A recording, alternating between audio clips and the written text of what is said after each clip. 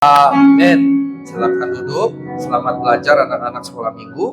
Mari kita buka Alkitab kita, Ibu Bapak yang terkasih, dari 1 Tesalonika 5. Kita baca mulai dari ayat 4 saja sampai ayat 11. Walaupun perikopnya mulai dari ayat 1, tapi ayat yang 1 sampai 3 tidak kita baca, ayat yang 4 sampai 11. Baik, saya meminta kita baca berbalas-balasan. Ayat yang keempat genap, Ibu Bapak yang kelima dan ganjil. Baik ya, mari kita mulai. Sudah tayang di atas. Tetapi kamu saudara-saudara, kamu tidak hidup di dalam kegelapan sehingga hari itu tiba-tiba mendatangi kamu seperti pencuri.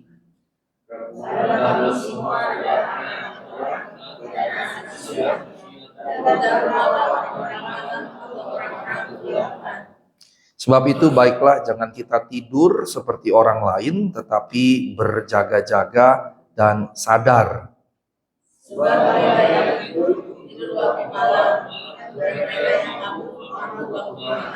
Tetapi kita yang adalah orang-orang siang, baiklah kita sadar, berbaju zirahkan iman dan kasih, dan berketopongkan pengharapan keselamatan.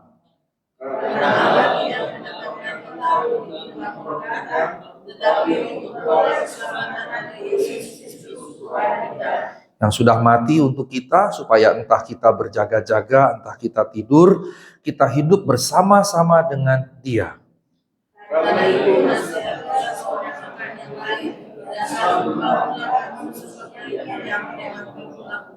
Puji Tuhan. Ibu Bapak yang terkasih, kita mesti semacam klarifikasi dulu di sini. Di sini ada pembagian gelap dan terang, malam dan siang. Ada yang figuratif, tapi ada juga yang harfiah. Nah, karenanya waktu kita membaca, kalau kita tidak tepat membacanya, kita bisa salah paham. Yang figuratif itu mulai di ayat yang keempat, kamu tidak hidup dalam kegelapan. Kemudian juga ayat 5, anak-anak terang. Kemudian juga anak-anak siang, kita bukan orang malam, orang kegelapan. Jangan tidur seperti orang lain, tetapi berjaga-jaga dan seterusnya. Itu figuratif semua artinya. Tetapi untuk di ayat yang ke-10, boleh tayangkan ayat yang ke-10, maka ayat yang ke-10, supaya entah kita berjaga-jaga, entah kita tidur, kita hidup bersama-sama dengan Dia. Ini maknanya bukan figuratif, berjaga-jaga di situ, ataupun tidur, itu maksudnya harfiah, waktu melek, begitu, dan waktu modom tidur begitu ya. Jadi untuk ayat yang ke-10 ini artinya bukan figuratif, artinya harfiah. Nah, maksudnya Paulus, mau kita tidur, mau kita bangun, kita hidup bersama-sama dengan Tuhan. Nah, sekarang kita akan bahas mulai dari ayat yang keempat. Dikatakan di sini, kamu saudara-saudara, kamu tidak hidup di dalam kegelapan sehingga hari itu tiba mendatangi kamu seperti pencuri. Hari apa ini? Ini hari yang khotbah minggu lalu, 1 Tesalonika 4 ayat 13-15, bahwa Tuhan akan datang, dan kedatangan Tuhan nanti akan datang, kalau di versi 1 Tesalonika dalam awan-awan menjemput kita, begitu. Dan kemudian dikatakan bahwa kedatangan Tuhan itu seperti pencuri. Di ayat yang kedua B itu ya, hari Tuhan datang seperti pencuri pada malam. Nah, ini bicara kedatangan Tuhan, sebetulnya juga bisa dilihat dua hal. Pertama, kedatangan Tuhan nanti universal, global nanti, nggak tahu kapan. Tapi yang kedua, kedatangan Tuhan secara individual atau personal. Ini bicara hari kematian kita. Nah, hari kematian kita juga kita nggak tahu kapan. Jadi ini bicara kedatangan Tuhan dalam dua aspek. Pertama universal global, yang kedua personal individual. Dua-duanya kita nggak tahu kapan. Kita nggak tahu kapan. Tetapi ayat 4 dikatakan supaya jangan kamu tidak hidup dalam kegelapan sehingga hari itu tidak datang seperti pencuri. Nah, bagi kita yang di dalam Tuhan, kedatangan Tuhan, walaupun kita tidak tahu, baik yang universal global maupun yang individual personal, walaupun kita tidak tahu, tapi itu tidak datang seperti pencuri dalam pengertian menakutkan, dalam pengertian mengejutkan, dalam pengertian menyentak diri kita, gitu ya, memberikan kengerian, ketakutan, keterkejutan, dan seterusnya begitu. Jadi bagi kita dia tidak datang seperti pencuri.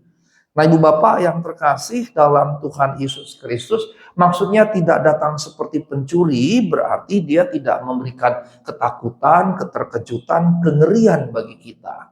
Kematian sebetulnya bagi kita yang sudah percaya, kata Rasul Paulus di 1 Korintus 15, hai maut, di manakah sengatmu? Sengat maut telah ditelan dalam kemenangan. Artinya bahwa bagi orang percaya maut sudah, kematian sudah tidak menakutkan lagi. Mengapa sebetulnya tidak menakutkan? Karena kita tahu begitu kita masuk dalam maut itu, kita hidup bersama-sama dengan Tuhan. Khotbah minggu lalu 1 Tesalonika 4 ayat 13 sampai 15, kita yang percaya di dalam Kristus, kita percaya juga kalau kita percaya Kristus sudah bangkit, kita yang percaya di dalam Kristus yang bangkit, waktu kita mati, kata firman Tuhan, dikumpulkan Bapa bersama-sama dengan Kristus gitu. Walaupun nanti persoalannya adalah waktu dikumpulkannya di Firdaus, Firdausnya di surga atau bukan, kan gitu ya. Tapi saya sudah jelaskan bahwa harus di surga, karena nggak mungkin ada neraka, ada surga, ada tempat ketiga, itu nggak mungkin. Alkitab tidak menjabarkan itu. Harus di surga, tapi belum pakai bema, karena bema itu adalah upah, reward yang diberikan di penghakiman di akhir zaman nanti. Kita mati, setelah mati kita dikumpulkan oleh Allah bersama Kristus dan bersama semua orang percaya lain, tapi belum dapat reward, belum dapat upah. Itu nanti di akhir zaman. Nah, jadinya kita tidak takut. Itu bukan jadi satu ketakutan, kengerian. Nah, karenanya Ibu Bapak yang terkasih, saya ingin berbagi ketika kami mengalami kecelakaan. Boleh Theodor di-share? Saya share yang bukan dari rekaman kami, tapi yang dari sudah jadi media, konsumsi media ya. Itu sekitar 28 menit Tribun News, tapi saya pikir 1 menit saja toh kita semua tahu ya. Nah, itu saya langsung di shoot yang pertama itu di situ. Itu saya yang baju merah, celana pendek hitam. Boleh dimulai 1 menit saja.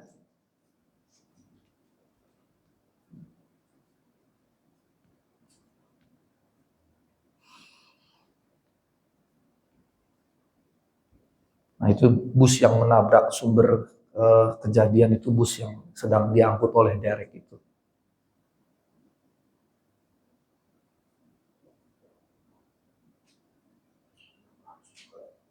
Kenapa? Ada yang telanjang malahan. Saya juga bingung kenapa telanjang. Ada juga yang telanjang. Udah gerah atau mungkin ketakutan jadi ekspresinya buka baju, kita nggak ngerti juga. Psikologi orang kan beda-beda.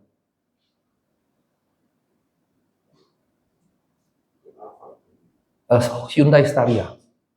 Kurang lebih sama dengan Alphard. Nah, ini yang terjepit. Di belakangnya dia itu truk engkel yang bawa sayur, ini sudah ditarik keluar tapi terjepit 2 di situ.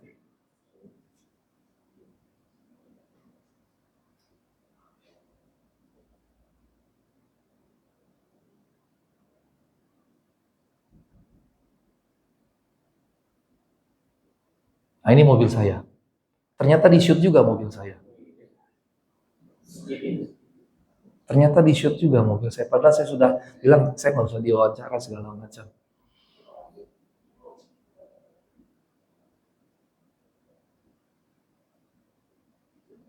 Nah, ini mobil yang terbalik.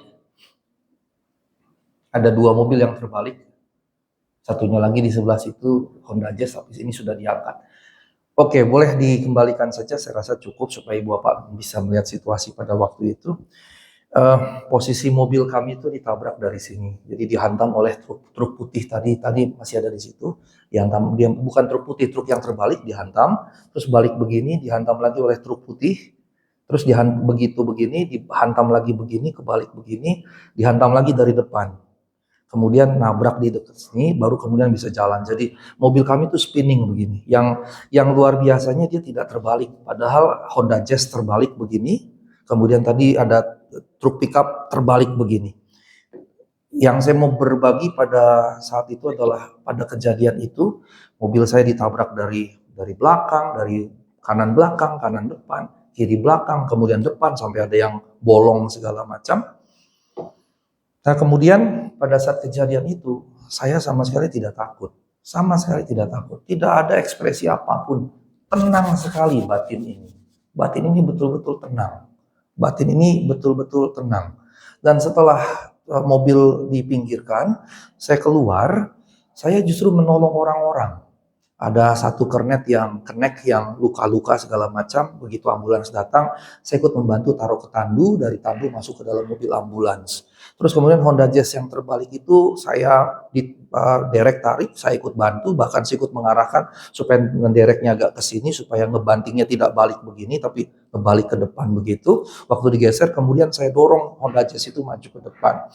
Kemudian truk pickup tadi itu juga waktu ditarik, kemudian kami ikut membantu membalikan itu, dan saya kemudian datangi polisi, ada kanit apa gitu, saya datangi juga jasa marga, dan saya menanyakan di mana segala macam, terus saya diminta membantu mengumpulkan supir-supir korban, dan saya kerjakan, saya kumpulkan begitu, dan ada yang Honda Jazz itu suami istri, dan ketakutan sekali, saya dan istri saya berusaha menenangkan dia, terus kemudian juga saya cari yang lain, dan ketika kemudian dibawa ke mobil ke pool, terus saya ke Polres segala macam, saya juga ngobrol, dan kemudian terakhir hari Jumat kemarin saya memfasilitasi supir korban ada 10 gitu, memfasilitasi dengan Zoom. Dan kemudian saya jadi seperti koordinator korban jadinya. Saya jadi koordinator korban. Saya catat dari semua, saya kasih kesempatan ngomong-ngomong, silakan apa yang terjadi cerita saya catat semua, kerugiannya apa saya catat semua. Terus kemudian saya berikan kerugiannya apa, material mobil, material yang lain, dan imaterialnya apa. Karena ada yang beling pecahan itu nempel di kepala gitu, tapi karena koordinasi kurang baik begitu, padahal seharusnya kami sebagai korban itu berhak dibawa ke rumah sakit. Itu setelah saya katakan kepada salah seorang polisi, anak saya jadi panas Dorothea gitu. Oh Pak, bawa saja ke polisi. Saya rasa nggak usah Pak, ini karena udah malam, anak saya butuh istirahat saja gitu.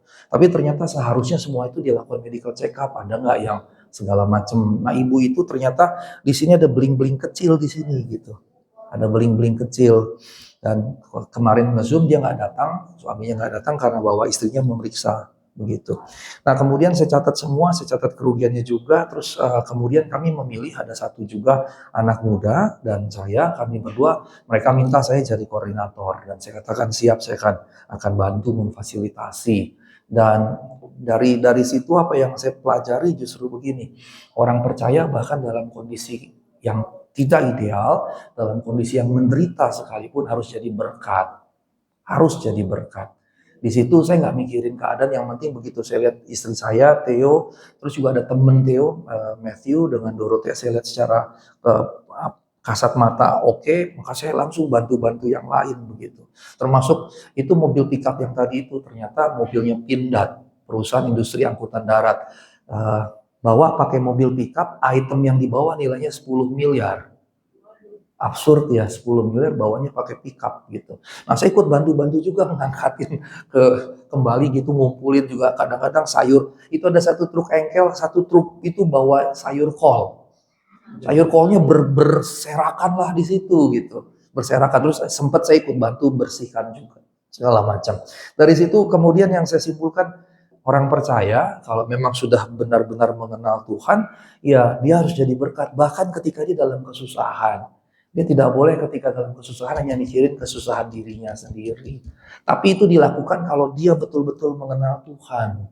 Nah dalam kondisi kami pung gitu, batin saya betul-betul tenang. Ibu bapak bisa dibayangin, tabrak begini, geser, tabrak lagi begini, terus tabrak lagi begini, terus di depan juga nabrak. Bayangkan dalam kondisi seperti itu bisa tenang. Asli benar-benar saya tenang saat itu. Saya keluar dan karena ketenangan itu saya bisa nolong yang lain-lain gitu. Saya nolong yang lain-lain. Ada yang nangis cerit-cerit, kata, Bu nggak apa-apa, yang penting Ibu sudah tidak apa-apa, sudah kejadian, nggak usah nangis-nangis lagi seperti itu. Kita kerjakan saja apa yang bisa kita kerjakan. Ketenangan itu kenapa? Ketenangan itu mereka malah ngobrol. Halo, yang di sana jangan ngobrol ya. Kedengeran sampai sini soalnya. Nah, ketenangan itu bagaimana? Ibu bapak bayangkan di kondisi itu istri saya, Theo dan saya juga itu benar-benar truk itu udah nempel begini, gitu. Truk itu udah begini, udah gini. Jadi sebetulnya nggak slip begini, nggak slip begini, nggak slip kemana, nggak jatuh ke bawah, nggak keguling-guling begini. Itu sebetulnya kalau bukan Tuhan tidak mungkin. Seperti Honda Jazz itu kesenggol sedikit ya langsung kebalik, truk pickupnya langsung kebalik. Kami dihajar begitu, nggak kebalik gitu. Sampai istri saya bilang seperti ada tangan Tuhan yang megang, jadi nggak sampai begini. Jadi walaupun begini seperti itu. Nah kemudian jam kami nggak bisa pulang kan, kami nginep di hotel di Purwakarta. Kemudian jam 4:30 kalau saya nggak salah, atau jam 5 saya terbangun dan saya berdoa di situ. Saya duduk di kasur saya berdoa dan saya katakan, Tuhan, mengapa begini? Apa yang terjadi? Mengapa saya harus mengalami seperti ini? Ya tentunya kemarin kita sudah bahas kutuk segala macamnya. Pertanyaan-pertanyaan apa saya buat dosa segala macam kan, konsep orang Kristen banyak gitu kan, kalau kita mengalami musibah kita dosa gitu ya, dan berarti konsep Kristen banyak Allah itu suka menghukum kan gitu ya. Nah saya kan sudah jauh sekali tidak lagi memiliki pemahaman itu gitu. Nah karenanya coba tayangkan 1 Petrus 2 ayat 20. 1 Petrus 2 ayat 20.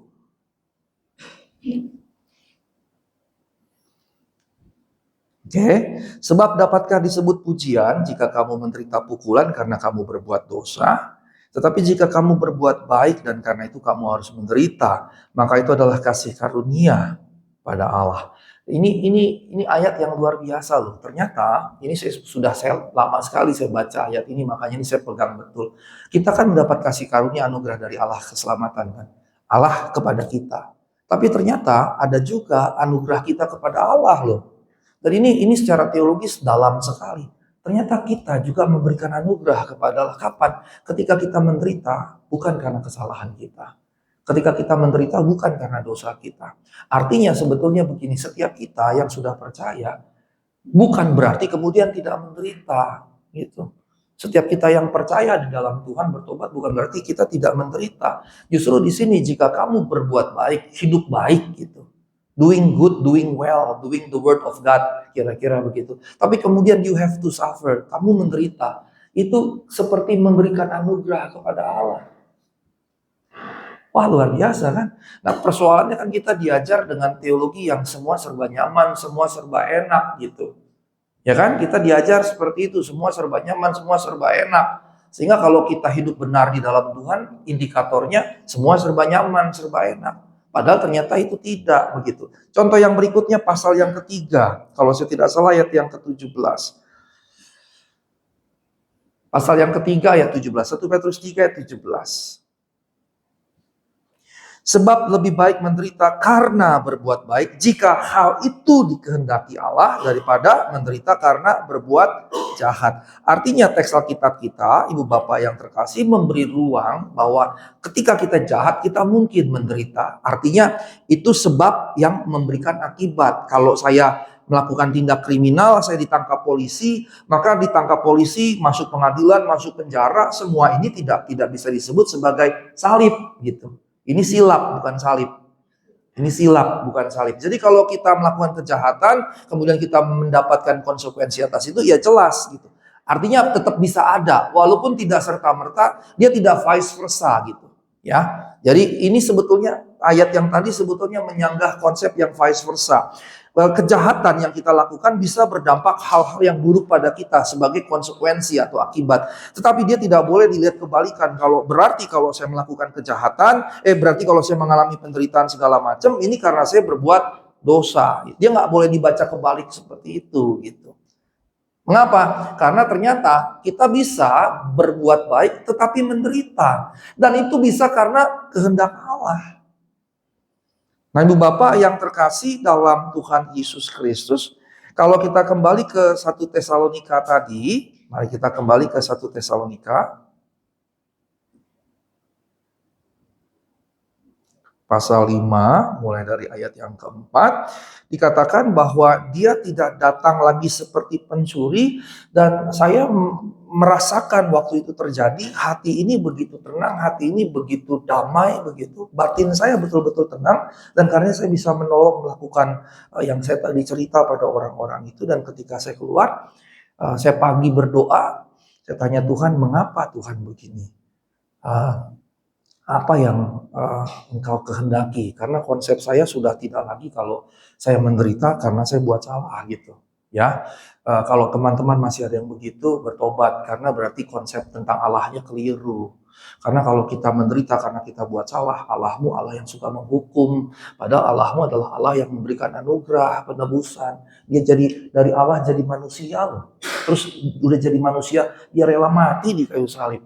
Masa Allah yang seperti itu, Allah yang kalau kita buat dosa hukum, itu Allahnya masokis sebetulnya kalau kayak begitu. Allahnya sadistik, Allah kita tidak begitu. Gitu. Kalau Allah kita seperti itu, dia nggak akan jadi manusia. Kalau Allah kita tiap kali kita buat salah dihukum, Allah tidak akan jadi manusia. Tetapi karena Allah jadi manusia dan jadi manusia mati di kayu salib, itu menunjukkan kasih karunia anugerahnya tadi, yang juga tadi saya katakan di 1 Petrus, itu menunjukkan bahwa Allah kita tidak seperti itu. Sehingga kesalahan kita tidak harus selalu dihukum. Bahwa nanti diadili, ya nanti. Tapi dia tidak serta otomatis. Karenanya saya tidak lagi berpikir kalau saya mengalami sesuatu yang buruk, ini hukuman Allah gitu. Dan waktu saya berdoa jam 5 pagi itu, saya bertanya, mengapa Tuhan? Dan saya bergumul dalam batin saya. Nah sebelum itu Ibu Bapak saya flashback ke belakang, kita kan lagi baca Alkitab rutin harian ya. Dan tiap kali saya melihat bagaimana keintiman Henokh, keintiman Nuh, kemudian keintiman Abraham, Ishak, Yakub, kemudian berikutnya Musa. Bagaimana mereka intim dengan Allah. Saat-saat pembacaan itu, gairah di hati saya selalu berkata, Tuhan, saya pengen deh seperti itu. Bukan untuk mistik gitu ya, tapi saya ingin memiliki keintiman seperti itu. Walaupun kita tahu toh Abraham banyak dableknya, Yakub tukang tipu gitu kan.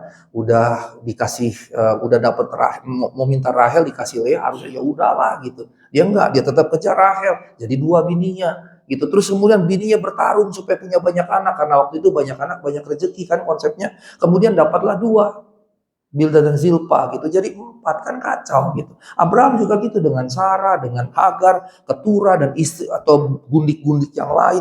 Walaupun juga kehidupan mereka nggak sempurna, tapi ada keintiman yang erat dengan Tuhan. Dan tiap kali saya membaca dan membuat report itu dibaca grup baca Alkitab rutin kita, ada gairah Tuhan pengen sekali. Walaupun saya tahu itu mustahil begitu. Itu mustahil karena itu adalah orang-orang khusus, orang-orang pilihan. Tapi kerinduan itu menyeruak dalam diri saya sejak 3 mingguan kita mulai membaca Alkitab secara rutinnya, hampir 3 minggu. Nah ketika doa pagi itu, saya bertanya Tuhan, mengapa begini? Kemudian ada satu suara kecil di hati saya. Lihat Ayub. Hanya 2 kata itu. Dan saya ingat sekali saya pernah memberikan webinar tentang Ayub. Bagaimana penderitaan dibahas begitu dalam kitab Ayub, di mana penderitaan dilihat percakapannya itu, pasal 2 itu kan iblis datang kepada Allah mendakwa Ayub. Berarti penderitaan adalah gangguan iblis, gangguan roh jahat. Tapi kemudian Bildad, Elifas, dan Zofar berkata kepada Ayub, kamu ini dosa, makanya kamu dihukum. Maka konsep yang kedua, penderitaan karena dosa. Tapi kemudian Ayub bilang, aku tidak bersalah. Allah menghukum aku sebagai orang yang tidak bersalah. Berarti apa? Ini prerogatif Tuhan. Bahasa halusnya atau positifnya Allah punya prerogatifnya sendiri. Bahasa negatifnya Allah semena-mena. Kan begitu. Allah menghukum dengan semena-mena. Tapi kalau mulai membaca pasal 30 sampai akhir, maka kita akan melihat apa yang dipercakapkan dari 1, 2, 3, konklusinya adalah penderitaan adalah teman hidup, teman seperjalanan umat manusia siapapun dia. Maka waktu kemudian saya renung itu, Tuhan cuma bilang, lihat Ayub. Karena saya sudah mendalami betul-betul kitab Ayub, Allah gampang sekali memberikan pesannya. Lihat Ayub. Kalau saya belum pernah baca Ayub kan bingung ya. Kalau kita belum pernah baca Ayub, suara Tuhan bilang lihat Ayub, maksudnya apa sih? Ayub yang main bass. Ayub pemain bass kita gitu. Atau Ayub yang tukang jual nasi goreng misalnya. Ayub bin Yahya misalnya gitu kan, jualan nasi goreng. Kita kan nggak tahu, tapi karena sudah membaca firman Tuhan itu tadi, Roh Kudus akan mengajarkan segala sesuatu yang Aku telah ajarkan kepadamu. Jadi Roh Kudus hanya akan menyatakan apa yang kita pelajari dari firman Allah. Kalau kita nggak pelajari firman Allah, ya Roh Kudus mau ngomong apa gitu. Itu sebetulnya kenapa hati kita seringkali tidak dijamah oleh Roh Kudus. Karena firman Tuhan kita tidak tekun baca. Sehingga Roh Kudus mau bilang apa juga nggak bisa gitu. Ini seperti budek gitu, tuli. Karena kita nggak tahu firman Tuhan. Maka waktu saya duduk di situ, Tuhan mengapa Tuhan? Saya bertanya kurang lebih 3-4 kali, Tuhan mengapa begini? Mengapa begini Tuhan? Belum sampai setahun loh Bapak, 8 bulan. 3 kali saya ditabrak. Dan ini yang paling parah. Supaya Bapak tahu gambaran parahnya ya, mobil yang tertabrak itu 10 resminya. Tapi saya ingat ada satu ibu yang datang katanya mobilnya juga, tapi dia langsung pergi. Gitu, karena dia bisa jalan cuma senggol sedikit begitu. Jadi total tuh 11 dengan pelakunya 12. Tapi tidak satu pun loh yang cedera, cuma yang kena itu tadi sama keneknya itu cuma berdarah sedikit. Cedera parah itu tidak ada, luka ringan semua, dan itu pun cuma sekitar 4 orang. Beberapa bulan sebelumnya terjadi di situ 17 mobil tabrakan beruntun, ditabrak truk, dan 1 mati terbakar di dalam mobil. Beberapa bulan sebelumnya tahun yang lalu itu 21 mobil, ada 1 mobil sampai 3 orang terbakar hidup-hidup, mati di tempat. Jadi waktu polisi datang sudah mati terbakar, sudah gosong gitu. Iya seperti itu Pak, itu polisi yang cerita ke saya. Bayangkan kami tabrak beruntun seperti itu, beberapa bulan sebelumnya 17 mobil, tabrakan beruntun 1 mati terbakar, sebelumnya lagi itu sampai ada 3 orang mati terbakar. Jadi waktu polisi datang sudah gosong gitu. Waktu saya ngebayangin itu, wah perlindungan Tuhan luar biasa. Maka waktu Tuhan bilang lihat Ayub, saya langsung flashback semua yang saya pahami tentang kitab Ayub. Saya jadi mengerti dengan 2 kata itu saja. Tuhan tuh begitu. Tapi kalau kita mau mengerti Tuhan, kita harus baca firman Tuhan. Maka baca kitab rutin kemarin menjadi kewajiban sebetulnya buat kita. Supaya kita ngerti apa yang menjadi kehendak Tuhan. Nah setelah Tuhan dalam hati bicara lihat Ayub. Maka setelah itu flashback semua kitab Ayub. Kemudian muncul lagi di hati. Nyawamu kulindungi. Nah setelah kata yang kedua di hati saya begitu, saya nangis luar biasa. Saya nangis lagi duduk berdua, Rina dengan Thea masih tidur, Theo dengan Matthew di kamar sebelah. Saya menangis dengan kerasnya dan saya katakan terima kasih Tuhan. Jadi saya melihat waktu mobil begitu terus tabrak lagi, terus tabrak di depan. Saya di situ dengan kami berlima begitu ya. Semua aman, terus saya berpikir begini, waktu Tuhan bilang nyawamu kulindungi, ternyata perlindungan atas saya yang Tuhan berikan itu extended kepada istri, 2 anak, bahkan kepada teman anak saya, bahkan extended kepada 10 mobil korban. Berarti apa dari situ yang saya simpulkan? Kalau kita dilindungi Tuhan, perlindungan Tuhan yang Tuhan berikan kepada kita juga akan melindungi orang-orang di sekeliling kita. Itu yang kemudian jadi wow. Waktu pagi-pagi saya berdoa gitu, wow. Karenanya tidak ada korban nyawa. Bukan karena hebatnya saya, tapi karena Tuhan. Sama sekali nggak ada hebatnya saya. Sama sekali. Di situ kemudian juga saya jadi mengerti. Nyawa saya itu di ujung tanduk. Di ujung tanduk. Artinya kalau Tuhan bilang, waktunya. Ya mati kami di situ. Tapi kemudian Tuhan bilang, nyawamu kulindungi.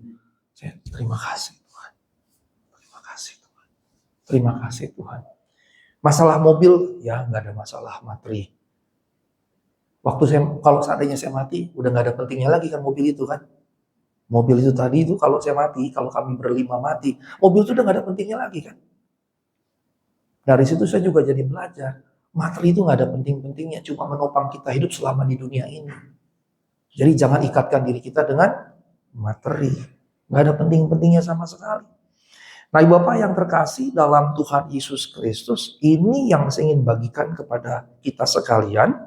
Jadi sesuai sekali karena topik atau judulnya dalam LAI berjaga-jaga, maka kita harus betul-betul berjaga-jaga. Secara cepat saja, secara cepat ya ayat yang kelima, karena kamu semua adalah anak-anak terang, anak-anak siang. Kita bukan orang-orang malam, bukan orang-orang kegelapan.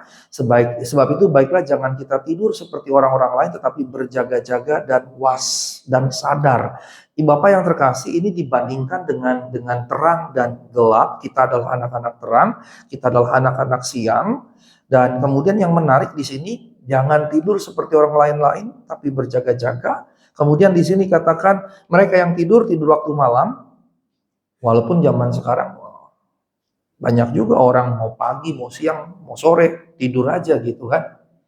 Bangun tidur, tidur lagi, bangun tidur lagi. Jadi ini konsep zaman dulu, bukan zaman sekarang. Zaman dulu siang itu waktunya kerja, malam itu waktunya tidur gitu ya. Jadi Bapak kita tidak boleh begitu ya, tidak boleh. Kemudian dikatakan mereka yang mabuk waktu malam. Ini juga konsepsi zaman dulu. Zaman sekarang siang-siang juga banyak yang mabuk gitu. Kemarin saya lihat di medsos ada 2 orang naik motor mabuk-mabukan mau mencoba mengganggu bus, kemudian penumpang bus turun semua ngegebukin 2 orang yang mabuk ini gitu. Itu di siang-siang bolong gitu, di siang-siang bolong. Jadi zaman dulu beda dengan zaman sekarang. Pencuri juga dibilangnya malam hari kan. Zaman sekarang pencuri siang bolong juga datang gitu. Pencuri zaman sekarang bisa datang terang-terangan, bisa bawa truk, ngangkutin barang. Yang di Pulau Mas berapa tahun yang lalu, kalau Bapak masih ingat, itu siang-siang itu rumah dihajar oleh puluhan orang, terus orang disekep dalam satu kamar mandi, akhirnya mati semua kan. Itu siang-siang gitu. Jadi konsep ini sebetulnya konsep zaman dulu, kalau zaman sekarang tidak. Tapi supaya kita mengerti, memperbandingkan antara bagaimana di siang, bagaimana di malam, begitu. Nah yang menarik kemudian, berjaga-jaga dan sadar, ini menjadi hal yang menarik Ibu Bapak yang terkasih. Mengapa? Karena sadar di situ ya. Ayat berapa tadi? Berjaga-jaga dan sadar. Ayat 6 tolong tayangkan. Satu ayat sebelumnya. Nah, kata sadar itu ternyata dalam bahasa Yunani adalah nepho. Dan nepho itu artinya abstain from wine, tidak minum anggur. Itu maksudnya. Ya kata sadar itu sebetulnya tidak minum anggur gitu. Menarik ya, ternyata arti harfiahnya itu adalah to be sober, to abstain from wine. Artinya tidak minum yang alkohol, karena alkohol yang bikin kita ayat 7-nya kan mabuk begitu kan. Kan begitu. Jadi firman Tuhan di sini jadi menarik sekali karena apa yang digunakan di situ. Kemudian kata berjaga-jaga ini juga menarik. Dalam bahasa Yunaninya Gregoreo. Makanya ada nama Gregory kan, namanya keren kan, Gregorius, Gregoreo, bahkan ada GBI juga Gregoreo. Dan ternyata artinya di sini seperti penjaga, pengawas di kota waktu itu ada tembok-tembok yang menjaga seperti kotak begini, di sudut-sudutnya ada pengawas begitu, maka berjaga-jaga itu seperti pengawas di situ yang betul-betul memperhatikan gitu. Jadi bukan sekedar melek, kan ada orang melek tapi bengong kan. Ada orang melek tapi bengong. Nah ini tidak, ini betul-betul melek dan betul-betul penuh waspada dari apa yang dia perhatikan. Maka kemudian dikatakan di sini kita harus berjaga-jaga seperti seorang watchtower itu ya, penjaga menara penjaga yang melihat keluar di sana. Kemudian sadar tadi berarti tidak minum alkohol, tidak minum yang memabukkan, berarti tidak mabuk begitu. Dan mabuk ini kan bisa bukan cuma karena alkohol, bisa mabuk cinta, bisa mabuk harta, bisa mabuk macam-macam begitu ya. Nah karenanya ini yang dimaksudkan.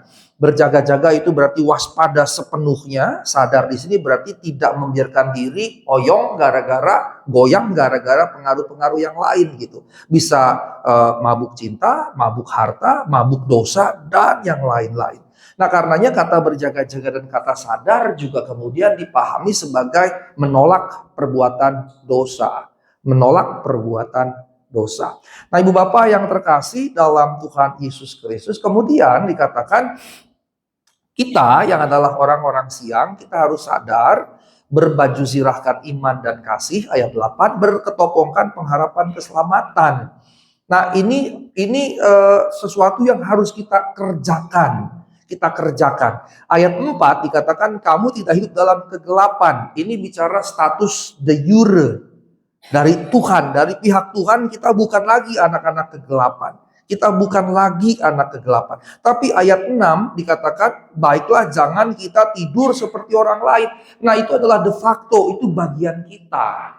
Kekristenan itu selalu dua sisi. Ada bagian pihak Allah, ada bagian pihak kita. Bagian pihak Allah sudah selesai dia kerjakan di kayu salib, bagian kita harus kita kerjakan sekarang manakala kita hidup di dunia ini. Maka dikatakan ayat yang keempat, kamu tidak hidup dalam kegelapan, tapi ayat 6, jangan tidur. Nah, kita tidak hidup dalam kegelapan de jure yang Allah kerjakan, kita mesti bangun, itu tugas kita, itu de facto. Nah, apa yang mesti kita kerjakan? Tadi jelas berjaga-jaga sadar, dan dalam konteks itu maka dikatakan baju zirah itu baju perang gitu ya, baju perang yang di sini ya biasanya plat baja, jadi kalau ada panah dia nggak kena begitu. Dan baju zirah ini iman dan kasih, ini bicara hati. Maka hati kita harus dipenuhi iman, percaya dan kasih kepada Allah dan kepada sesama. Ini yang harus jadi drive-nya. Apa yang jadi drive kita sebagai mahasiswa, sebagai pekerja, sebagai pelayan Tuhan di sini, sebagai suami, istri, orang tua, dan seterusnya, haruslah ini. Haruslah iman dan kasih. Iman di dalam hati, iman percaya, dan kasih di dalam hati. Dia yang jadi drive-nya gitu. Karena saya mengasihi Allah, saya mengasihi sesama, maka saya kerjakan ini. Bukan demi yang lain-lain begitu. Nah, yang terakhir dikatakan berketopongkan pengharapan keselamatan. Ketopong itu pelindung kepala. Pelindung kepala, ini helm. Maka berarti yang ada di kepala kita, isi kepala kita harus diisi, dipenuhi dengan pengharapan akan keselamatan. Bukan diisi oleh yang lain-lain. Dan semua yang kita kerjakan dalam kerangka keselamatan. Begitu. Nah, ketika kita lakukan ini bukan berarti kemudian kita jadi mistikus, kerjanya cuma doa, kerjanya cuma ke gereja, tidak. Segala aspek kehidupan kita harus kita kerjakan dengan semaksimal mungkin. Dalam kondisi saya yang dalam kesusahan besar seperti ini, dan saya bersyukur kami tidak ada satupun yang bahkan lecet sedikit pun tidak. Kalau Bapak lihat kan tetap ganteng seperti sedia kala kan gitu. Tetap seperti sedia kala, nggak ada sedikit pun gitu, nggak ada sedikit pun. Padahal tadi mobil udah kelihatan begitu. Tapi kesusahan hati, ya tetap kesusahan, tapi tetap berusaha jadi berkat. Nah, kemarin ketika saya lagi santai-santai baru pulang dari doa di sini dan layani katekisasi pranikah untuk salah seorang anggota jemaat kita, Rahma, anak Ibu Yuni dengan calon suaminya, saya pulang ke rumah, kemudian saya dapat WA. Dan saya terharu sekali ketika saya membaca WA itu.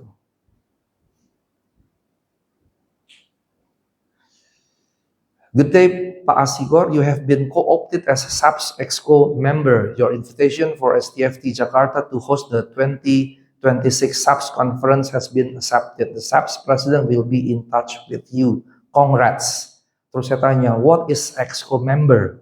Committee of SAPS. Rupanya harusnya itu Ibu Bapak tanggal 10-15 itu harusnya saya ke Taiwan. Saya sudah ngajukan proposal abstrak, diterima, harusnya saya presentasi.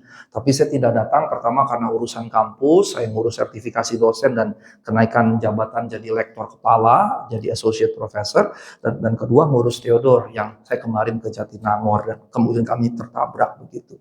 Nah, rupanya in absentia dalam ketidakhadiran saya,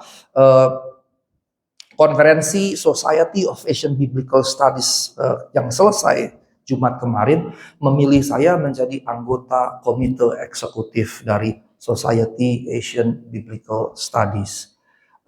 Masyarakat pakar biblika, pakar Alkitab se-Asia. Dan saya jadi anggota eksekutif, anggota komite eksekutif. Ada 7 orang jadinya dengan saya. 7 orang. Dan semuanya dari luar Indonesia. Ada 1 Pak Daud dari Malang, Indonesia, dan berarti saya kedua. Kami 7. Dan waktu saya membaca pesan ini, saya menjadi begitu terharu. Karena apa? Saya melihat di sini dalam semua kesusahan yang sedang kami alami, ternyata toh ada kecupan-kecupan dari Tuhan yang membuat saya, wah luar biasa Tuhan saya, luar biasa. Dan saya adalah dosen STT Jakarta pertama yang jadi anggota komite eksekutif dari masyarakat pakar Alkitab se-Asia. Saya berarti juga orang GBI pertama, orang Pentakosta pertama yang jadi anggota di situ. Dan bisa dibayangkan level Asia. Dan saya berbayangkan, saya percaya suatu saat bahkan level dunia saya akan jadi komitinya. Ibu Bapak yang terkasih, amin. Terima kasih Ibu. Ibu Bapak yang terkasih, mencintai Tuhan justru akan mendorong kita. Pertama, tidak pusing lagi dengan yang lain, fokus pada pengharapan keselamatan. Tapi di sisi yang lain, dalam konsep berpikir itu kita mengerjakan sebaik-baik mungkin, sekeras-keras mungkin, semaksimal mungkin bagi kemuliaan Tuhan. Amin. Mari kita bangkit berdiri.